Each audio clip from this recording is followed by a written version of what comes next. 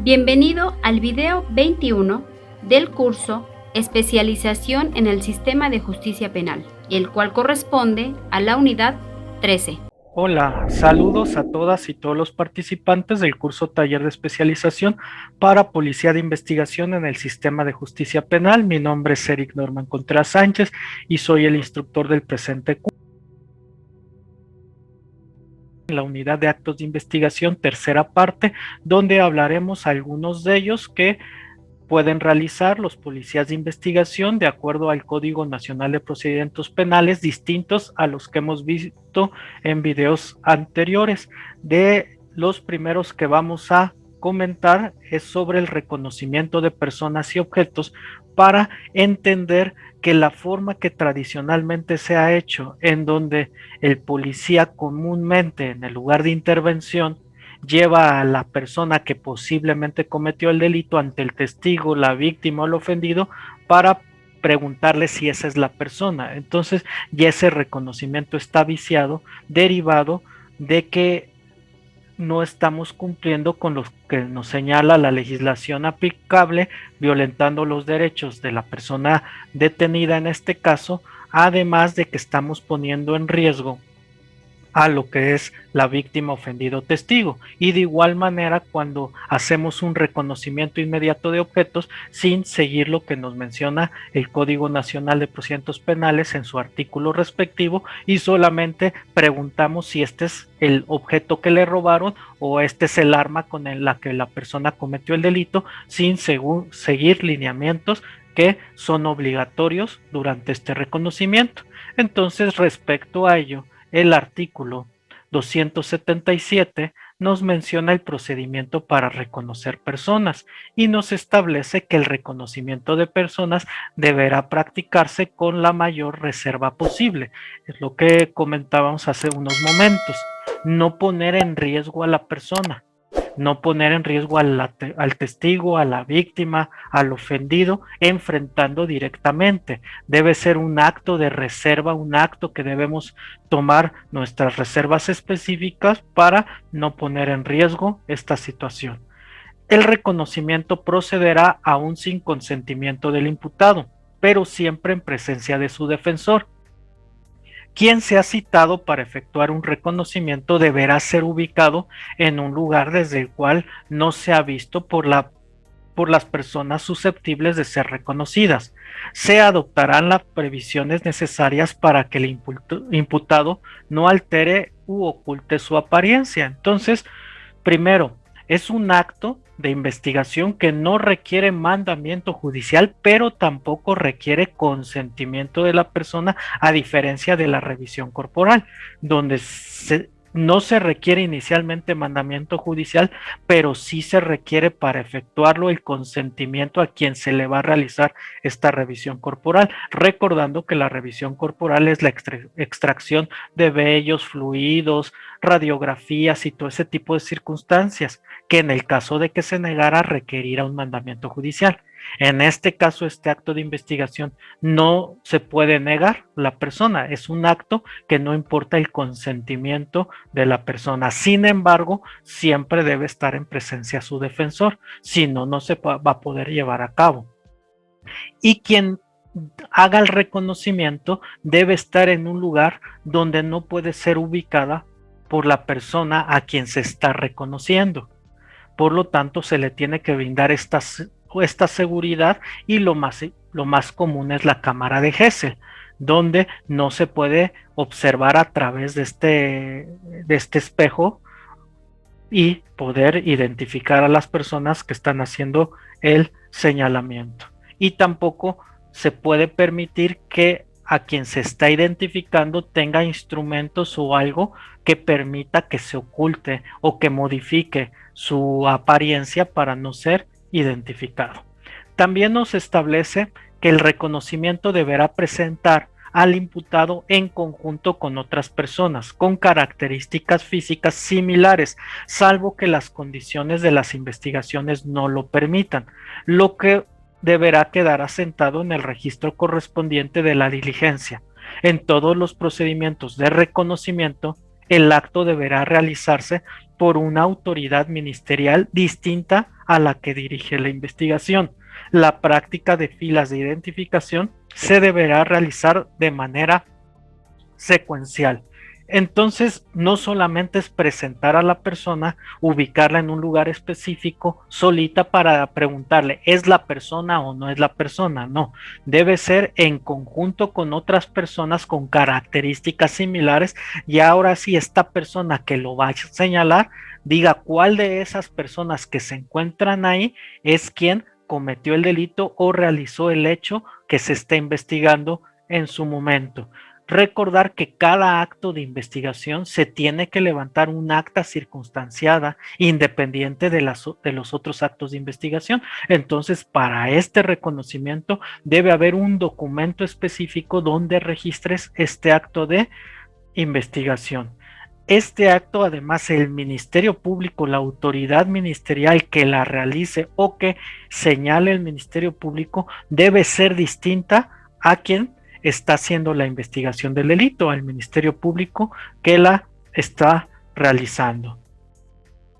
También nos menciona que tratándose de personas menores de edad o de víctimas ofendidos por delitos de secuestro, trata de personas o violación que deban participar en el reconocimiento de personas, el Ministerio Público dispondrá medidas especiales para su participación con el propósito de salvaguardar su integridad e identidad.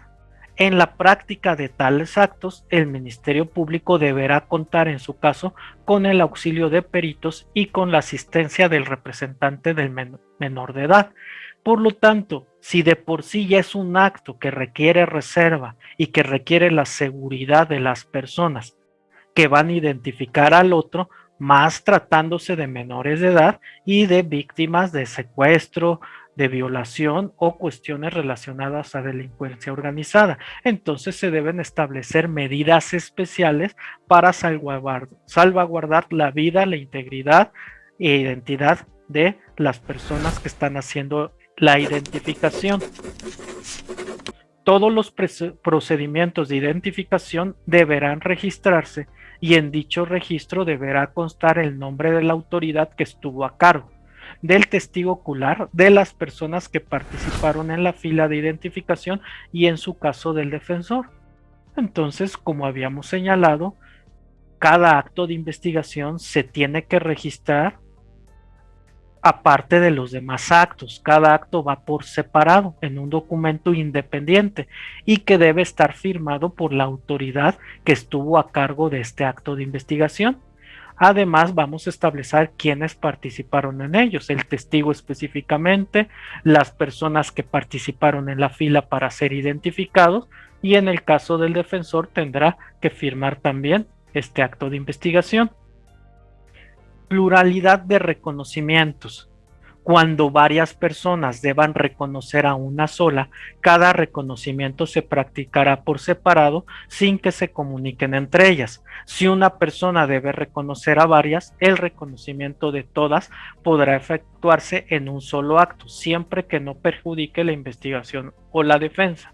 Si hay que identificar a una persona, pero son varios los testigos, no pueden pasar al mismo tiempo, por lógica, porque si no ya estaría viciado o ya hubiera una tendencia específica. Entonces van a ir pasando una por una para poder identificar en su momento a la persona que cometió el delito o estuvo relacionado al hecho y que se quiere identificar. Sin embargo, si son dos o más personas a las que se va a identificar, la persona que lo va a hacer sí lo puede realizar en un solo acto. ¿Qué quiere decir?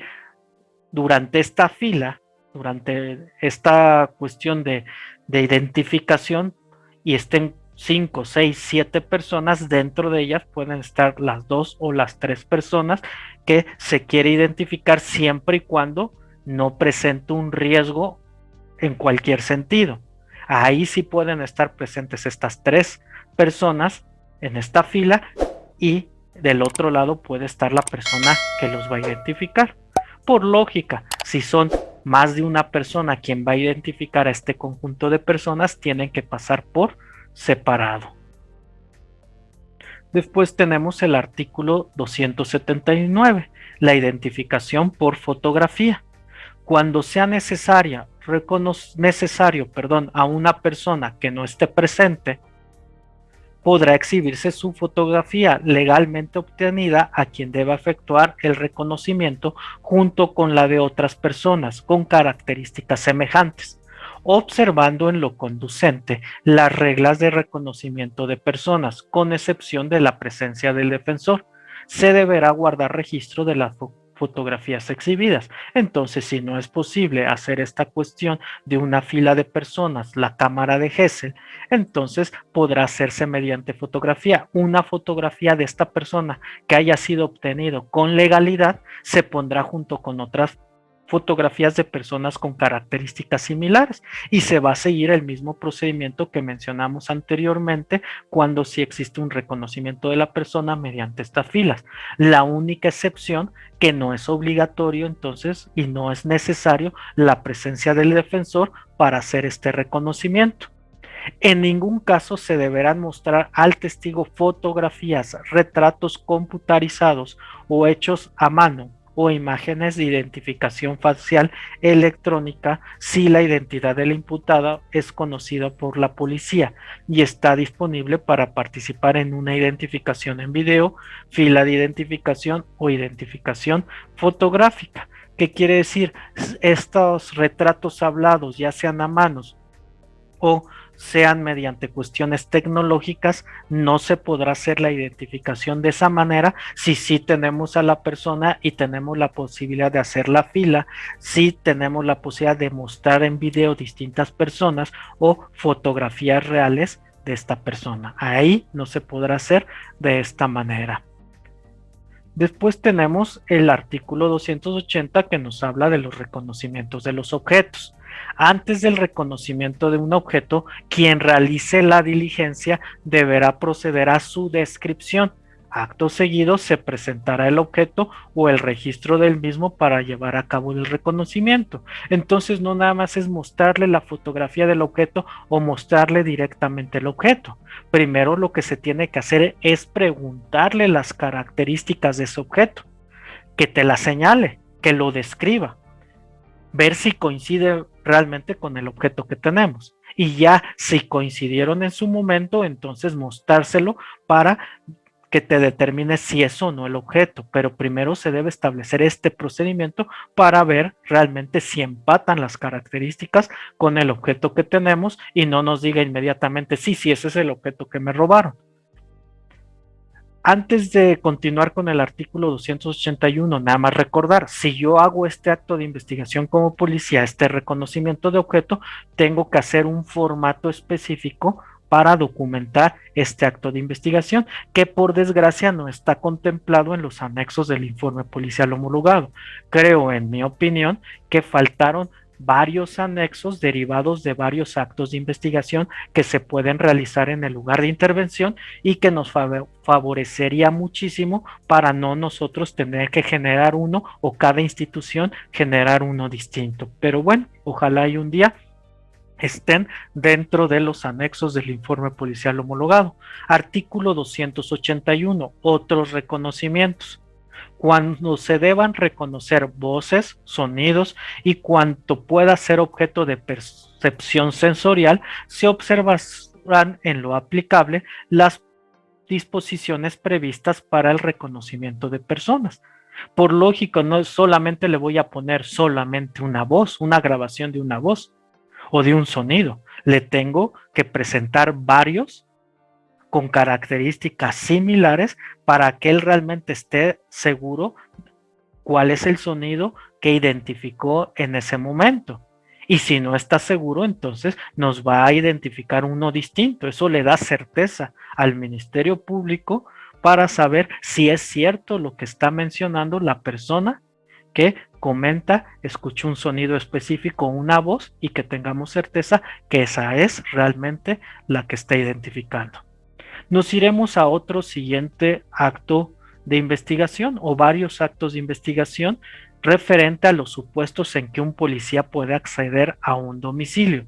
Aquí, entendiendo esta seguridad jurídica que tenemos todos los habitantes y todos los ciudadanos y todos los visitantes a este país que no cualquiera puede entrar a tu domicilio, entendiendo ese lugar donde hacemos nuestros actos íntimos, recordando que el Estado tiene la obligación de proteger ciertos bienes jurídicos que no deben ser violentados por nadie, principalmente por las autoridades. Entonces tenemos este derecho, este bien jurídico que es la privacidad y la intimidad, que tiene que ver con nuestros datos personales, nuestra imagen y estos actos íntimos que realizamos y que los debemos efectuar en un lugar específico, en lugares específicos. Uno de ellos es el domicilio y por lo tanto, por ello el Estado debe proteger que nadie puede acceder a nuestro domicilio, ni siquiera la autoridad, salvo los casos que marca la legislación. Y vamos a comenzar con cuál, con el que nos establece la Constitución y que es un mandamiento judicial, y posteriormente estableceremos otras dos excepciones que nos pone el Código Nacional distintas al tener un mandamiento judicial. Vamos a ver entonces qué es la orden de cateo. Artículo 16 constitucional. En toda orden de cateo que solo la autoridad judicial podrá expedir a solicitud del Ministerio Público, se expresará el lugar que ha de inspeccionarse, las personas o personas que hayan de aprehenderse y los objetos que se buscan, a lo que únicamente debe limitarse la diligencia, levantándose al concluirla un acta circunstanciada en presencia de dos testigos propuestos por el ocupante del lugar cateado, o en su ausencia o negativa por la autoridad que practique la diligencia. Entonces, en la Constitución ya nos está diciendo, nos está señalando que habrá una forma que una autoridad pueda entrar a tu domicilio, y a esta se le llama orden de cateo, pero solamente el juez de control es quien la podrá expedir y solicitada por el Ministerio Público porque necesita realizar un acto de investigación, una detención o necesita localizar ciertos objetos que le ayuden a esclarecer los hechos. Entonces, si el Ministerio Público convence al juez de control esta necesidad de acceder a un lugar, ¿sí?, a un domicilio, a un lugar privado, entonces la va a obsequiar. Y la policía es quien la va a ejecutar. El Ministerio Público, lógicamente, la ejecuta a través de las policías. Y van a tener el derecho a ingresar a este domicilio aún sin el consentimiento de la persona que está en el mismo. Y si no es así, si no da el consentimiento, se puede utilizar la fuerza pública. Sin embargo, solamente va a estar encaminado a lo que te está permitiendo esta orden de cateo. Si es una aprehensión, entonces aprehender a esta persona. Si es una inspección del lugar, solamente en los lugares que se te establece. Y si es la búsqueda de ciertos objetos, solamente el poder localizar estos objetos, no otros. Claro, si encuentras otros objetos que son constitutivos de delito por sí mismo o algún evento que se está cometiendo dentro de este lugar y también es constitutivo de delito, pues bueno, se actuará en flagrancia, pero distinto a lo que se está realizando. También lo que hemos comentado, se tiene que hacer un acta circunstanciada de este acto de investigación, independiente del informe policial homologado. ¿Por qué? Porque debe ir por separado. Una cuestión es que lo menciones en tu IPH, pero otra que tengas que documentar independientemente cada acto de investigación. Y al acabar este acto de investigación, se tiene que firmar esta acta en presencia de dos testigos que debe proponer el ocupante del lugar. A falta de que no lo quiera hacer, entonces por la autoridad que practique la diligencia. Respecto a la orden de cateo, también nos sigue mencionando ahora el Código Nacional de Procedimientos Penales lo siguiente en su artículo 282.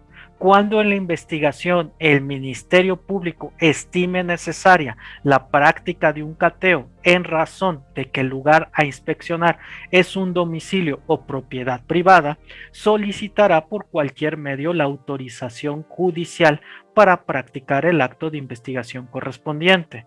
En la solicitud, que contará con un registro, se expresará el lugar que ha de inspeccionarse, la persona o personas que han de aprehenderse y los objetos que se buscan, señalando los motivos e indicios que sustentan la necesidad de la orden, así como los servidores públicos que podrán practicar o intervenir en dicho acto de investigación. Entonces es muy similar a lo que señala el artículo 16 constitucional, solo nos está estableciendo extra que se debe señalar en esta solicitud que hace el Ministerio Público al juez de control los motivos, ¿sí?, que se tienen para solicitar este ingreso.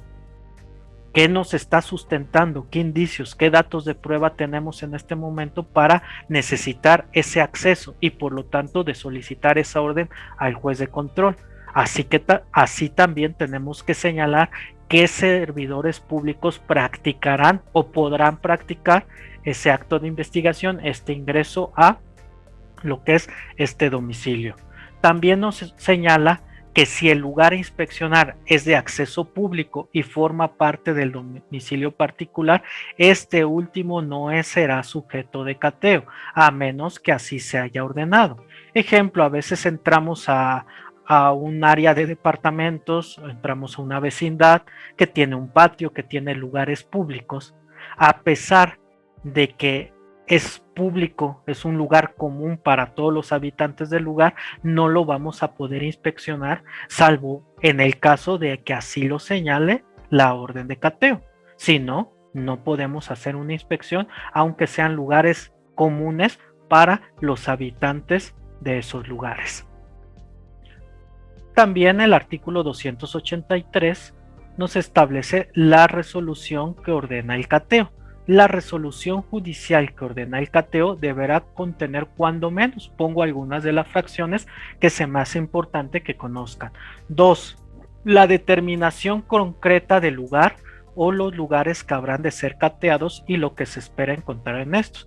Entonces, de inicio, dime dónde puedo inspeccionar. O sea, específicamente cuáles son los lugares donde se va a concretar estos actos de investigación. Ya señalados, no puedo acceder a otros que no están en esta orden. Y también lo que buscas encontrar, qué es lo que estoy buscando en ese lugar en específico. 3. El motivo del cateo, debiéndose indicar o expresar los indicios de los que se desprenda la posibilidad de encontrar en el lugar la persona o personas que hayan de aprehenderse o los objetos que se buscan. Entonces, en esta orden de cateo que recibo del Ministerio Público, pero que es ordenada por el juez de control, me tienen que decir en específico qué indicios quieres que localiza, y en el caso de aprehender a alguien, que me digas cuál es la persona que esté dentro del domicilio que debo aprehender o las personas que debo aprehender en su momento. 4. El día y la hora en que debe practicarse el cateo o la determinación que de no ejecutarse dentro de los 3 días siguientes a su autorización quedará sin efecto cuando no se precise fecha exacta de realización. Entonces, en ese cateo me debe establecer la fecha exacta y la hora en que se debe de realizar. En el caso de que no sea así, se debe determinar un plazo de 3 días donde puedo realizar este cateo. En caso de que transcurran esos 3 días, ya no puedo realizar el cateo. Entonces, entendiendo que si a mí como policía me llega un mandamiento judicial respecto a una orden de cateo y no tiene la fecha, específica y la hora, entonces me baso que tengo 3 días para poder efectuarlo, que va a señalar esta orden de cateo. En el caso de que no lo diga o ya haya transcurrido este tiempo, entonces no lo voy a poder realizar y no lo voy a poder efectuar, porque ya no tendrá efectos el mismo. Artículo 288. Formalidades del cateo. La resolución judicial que ordena el cateo deberá contener cuando menos: será entregada una copia de los puntos resolutivos de la orden de cateo a quien habite o esté en posesión del lugar donde se efectúe, o cuando esté ausente, a su encargado, y a falta de este, a cualquier persona mayor de edad que se halla en el lugar. Entonces, una vez que se realizó el cateo, una de las formalidades es entregar una copia de esta acta circunstanciada quien esté en posesión del lugar, y aquí hay que ser muy específicos. Nunca va a mencionar el propietario del lugar, es el poseedor, el que está rentando, el que vive ahí, el que tiene esta capacidad de poseer ese lugar. Cuando no esté esta persona que tiene la posesión del lugar, entonces encargado del mismo. Y en el caso de que no esté alguno de los dos, entonces cualquier persona que sea mayor de edad y que se encuentre dentro del lugar. Cuando no se encuentra persona alguna, se fijará la copia de los puntos resolutivos que autorizan el cateo a la entrada del inmueble, debiendo hacerse constar en el acta, y se hará uso de la fuerza pública para ingresar. Entonces, si yo cuando llego no se encuentra ninguna de estas personas a la que les voy a entregar de qué se trata el cateo en esta copia, entonces voy a entrar a la fuerza y voy a dejar una copia del mismo documento, de estos puntos resolutivos que me autorizan a ingresar al domicilio, al inmueble, en el acceso principal. Al concluir el cateo se levantará acta circunstanciada en presencia de dos testigos propuestos por el ocupante del lugar cateado, o en ausencia o negativa por la autoridad que practica el cateo, pero la designación no podrá recaer sobre los elementos que pertenezcan a la autoridad que lo practicó, salvo que no hayan participado en el mismo. Cuando no se cumplan estos requisitos, los elementos encontrados en el cateo carecerán de todo valor probatorio, sin que sirva de excusa el consentimiento de los ocupantes del lugar. Entonces, ya que fueron avisadas las personas dentro del lugar mediante los resolutivos de este mandamiento judicial, o que no se encontraran y entramos a la fuerza, al concluir el cateo, entonces se tiene que levantar un acta circunstanciada en presencia de dos testigos propuestas por el ocupante del lugar.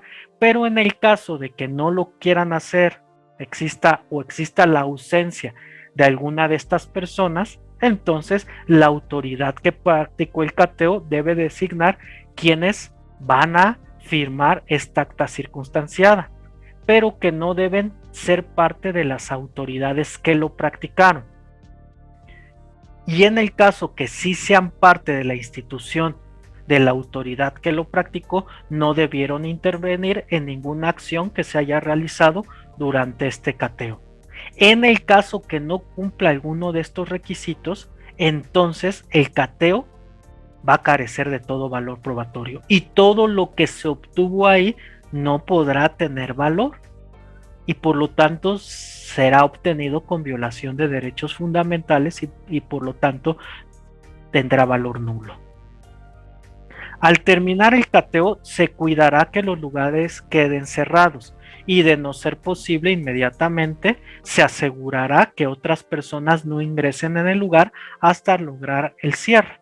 Entonces, ya acabé mi acto de investigación, debo cerrar el lugar. En el caso de que no sea posible en ese momento, debe seguir custodiado para que no ingrese nadie, y ya cuando se pueda cerrar, entonces ahora sí podemos irnos del lugar de intervención.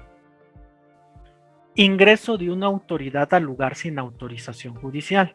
La Constitución solamente te permite entrar con una orden de cateo. El Código Nacional reafirma este acto de investigación. Sin embargo, la Constitución no te da otra opción, pero el Código Nacional te da otros dos supuestos donde vas a poder ingresar a un domicilio, pero en este caso sin un mandamiento judicial. ¿Cuáles son estos dos casos? Nos los establece el artículo 290 del Código Nacional. Estará justificado el ingreso a un lugar cerrado sin orden judicial cuando, supuesto primero, fracción primera, sea necesario para repeler una agresión real, actual o inminente, y sin derecho que ponga en riesgo la vida, la integridad o la libertad personal de una o más personas. ¿Qué quiere decir? Llego al lugar de intervención por una denuncia al 911 o ese tipo de circunstancias, y al llegar al lugar percibo que existe una agresión real, actual o inminente que cumpla cualquiera de estas características y que se esté poniendo en riesgo a otra persona en su vida, en su integridad o en su libertad. Si yo observo eso, podré ingresar al lugar sin un mandamiento judicial. Lógicamente al final tengo que documentar esta circunstancia, y durante este evento, si tengo la posibilidad, también lo puedo documentar bajo cualquier medio, que puede ser una videograbación, es lo que yo sugiero. Sin embargo, si no hay la posibilidad por las circunstancias en específico, no hay ningún problema. Pero no solamente es cuando se recibe una denuncia. Si yo estoy haciendo un recorrido, ya sea preventivo, o estoy haciendo acto de investigación de un hecho diverso. Ha terminado el video 21 del curso Especialización en el Sistema de Justicia Penal, que corresponde a la unidad 13. Bien, continúa viendo la segunda parte de esta 13ª unidad.